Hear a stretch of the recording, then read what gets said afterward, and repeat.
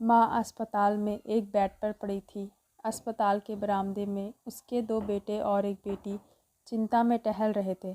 भाई बहन को अपनी माँ के लिए सेहत की चिंता तो थी, लेकिन उससे भी ज़्यादा चिंता इस बात की थी कि अब माँ को अपने साथ कौन रखेगा। जब तक माँ स्वस्थ थी, वह इन तीनों से अलग अपने पुराने घर में रहती थी, लेकिन अब ऐसा करना खतरे से खाली नहीं होता, और ऐसा करने से समाज में तीनों बेटे बेटियों का नाम भी खराब होता। लोग कहते, देखो कैसी औलादें हैं, बीमार माता को अकेला रहने के लिए छोड़ दिया। 1 घंटे से बिना कोई बातचीत किए वह तीनों अपने अपने विचारों में खोए हुए थे।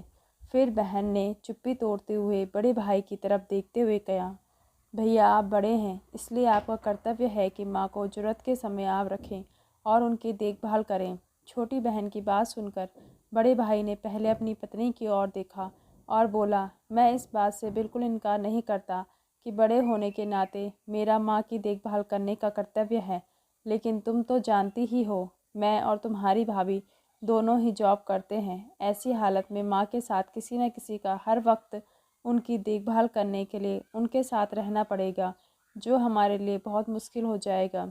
बहन, तुम तो पूरा दिन घर पे ही रहती हो, तुम माँ को अपने साथ क्यों नहीं रखती?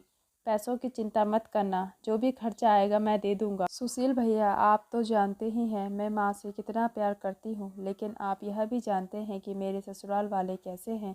मैं यहाँ बिल्कुल बर्दाश्त नहीं कर पाऊँगी कि कोई मेरी माँ को और मेरे भाइयों को भला बुरा कहे। इसीलिए अच्छा यही होगा कि माँ को अनिल भाई के यहाँ रखा जाए। बड़े भाई सुशील ने भी छोटे भाई अनिल को के यहाँ माँ को रखने के लिए सहमति जताई। आप यह कैसी बातें कर रहे हो? क्या आपने नहीं देखा कि माँ कभी भी मेरे घर 2 दिन से ज़्यादा रही ही नहीं? उसका मेरे यहाँ मन लगता ही नहीं है, फिर कैसे वह इतने दिन मेरे घर रह पाएगी? छोटे भाई ने अपनी असहमति जताते हुए कहा। इससे पहले कि चर्चा का कोई नतीजा निकल पाता, वह नर्स दौड़ते हुए आई और कहने लगी, क्या आप ही वार्ड नंबर 4 में भर्ती मरीज के रिश्तेदार हैं? आपको डॉक्टर साहब अंदर बुला रहे हैं। सभी घबरा गए और दौड़ते हुए डॉक्टर के पास पहुंचे। डॉक्टर ने उनसे हाथ जोड़ते हुए कहा, आई एम सॉरी, मैं आपकी माताजी को नहीं बचा पाया। डॉक्टर की इस खबर ने सबके चेहरे पर झूठी मूठी दुख की परत तो चढ़ा दी थी, लेकिन सभी के दिल के किसी कोने में इस बात की खुशी भी छुपी हुई थी कि अब माँ को नहीं संभालना पड़ेगा और माँ की वजह से उन्हें परेशान नहीं होना पड़ेगा।